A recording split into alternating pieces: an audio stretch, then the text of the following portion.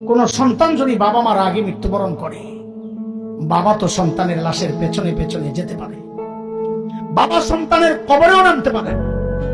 বলে কেন, বাবার কলিজায় কি মায়া দয়া নাই?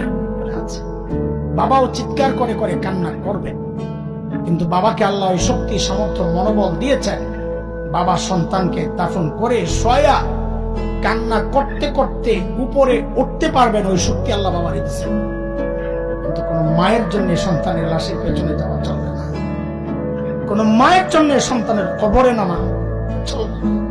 কেন, দুনিয়ায় এমন কোন মা নাই যে সন্তানকে দাফন করার জন্য কবরে নেমে সন্তানকে শোয়া দিয়া ওই মা আবার সুস্থ অবস্থায় উপরে উঠবেন, এমন কোন মা নাই। সন্তানদের শোয়া নিজ লাশ হইয়া শুয়া পড়বে। এরে ভাই, একটু জানতে চাই, এই যে মার কলিজা এত দরদ, এত মমতা, এত মায়ার ভালোবাসা, কারণটা কি বলেন তো? মা আমার দুই চোখের এক চোখ বানাইছেন সেই জন্যে, মা আমার একটা কান বানাইছেন সেই জন্যে, মা আমার একটা হাত বানাইছেন সেই জন্যে। আচ্ছা, একবারে বলে ফেলেন না, মা আমার শরীরের কি বানাইছেন? কি বানাইছেন বলেন, বলেন কি বানাইছেন? কিছুই বানান নাই, কিছুই বানান নাই।